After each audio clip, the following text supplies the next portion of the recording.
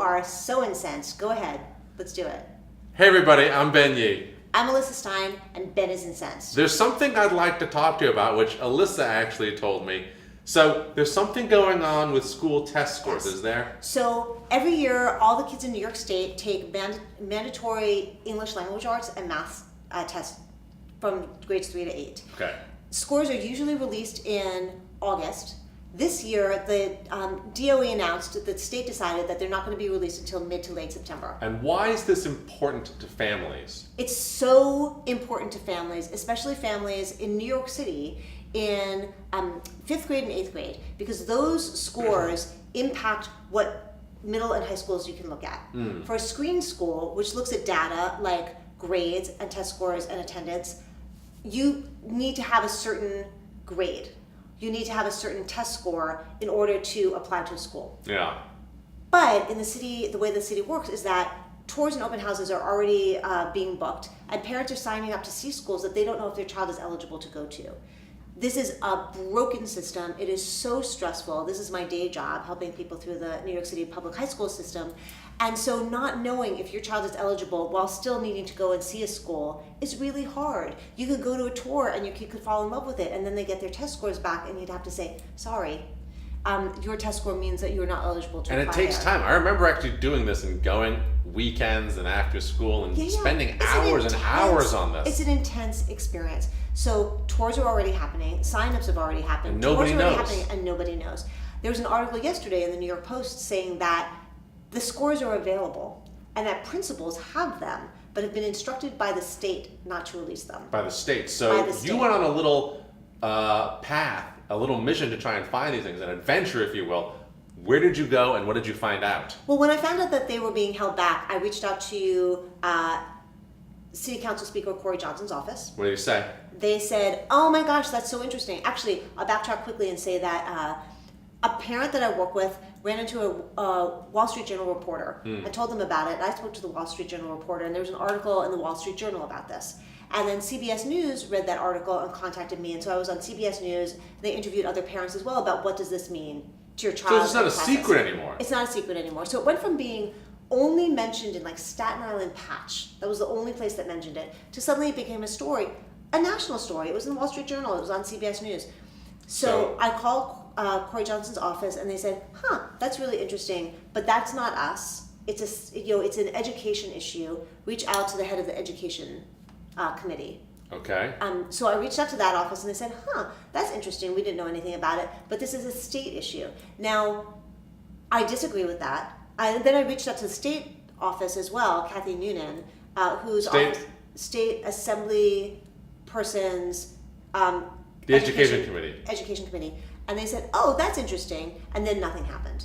But I believe that, yes, it's a state issue. It's a state test. It's also a city issue because this impacts city education. And but the state has prerogative over this. Right, the state has prerogative. Now, so I said, why don't you release? Yeah. Why don't you try releasing this in New York City, or what about releasing it just to 5th and 8th grade parents where it matters? So what did the state committee say? They basically said, well, that's really interesting. We don't know anything about it. We'll look into it. That was it, and nothing happened. So somebody is making the decision to hold out these tours, hold out the scores. And this article in the Post alleged that it could be because of the Democratic primary for governor that's happening right now, because these numbers, which kind of change from year to year, the curve changes, the analyses change. It's very hard to tell from year to year how a kid is doing per se when you rewrite stuff all the time. I remember when my kids were taking these tests too, they'd redo the grading, they'd redo the parameters of it. This year, they made the test shorter, and so they said they needed more time to grade it properly. So if you have a 3-day test or a 2-day test or a 4-hour test or a 1-hour test, you're not comparing apples to apples every year. And the whole so why would they not want to release the scores? So, sorry, I can talk about this for a long time. Because it might impact negatively on the governor. Like, what if everybody in the state is doing worse?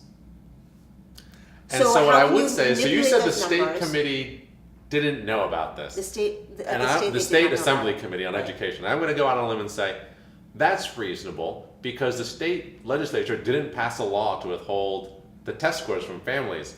That was an executive decision made by the Department of Education, which is run by the governor. Department, right, The State Department, of which is Education, run not the by the state. governor. Right. So we could argue back and forth about whether we think the governor actually made a directive personally to do this or not. But at the end of the day, it seems most reasonable to me that if every year reliably these things come out Every year, in mid-August. August. Every year, mid-August. And this is now, And this it's now year it's mid-September. not.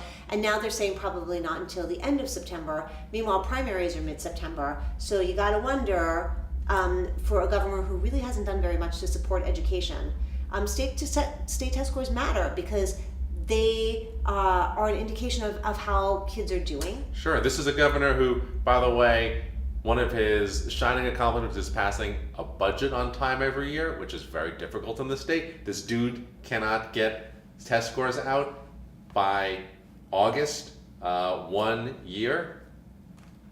Seems ridiculous. But the thing is, it's not about not having the test scores. It's choosing not to release them. So right, they have the scores. They have the scores. They're choosing Anyway, not to release them. We And could that's go on and on, I'm sure. We could, but you know what? At the end of the day, this is a real hardship to New York City families going through the high school process. It's so infuriating. It's infuriating and it's stressful. And I work with so many families who really are enraged about this. And then We're when you well contact, over time. I know, but then when you contact elected officials who basically throw their hands up and say, "Oh, not my office," that's frustrating too. There's nowhere to go with your concerns for your children's well-being. And that's a part of government that doesn't really work very well. That is something we can address in a later episode. Yes. Thanks for watching. Later. See ya. Hey, if you like what you're seeing here, don't forget to share, like, and comment on these videos. The more people that hear what we have to say, perhaps the more they'll get involved. So thank you so much from us to you and all our new followers. Thanks for watching.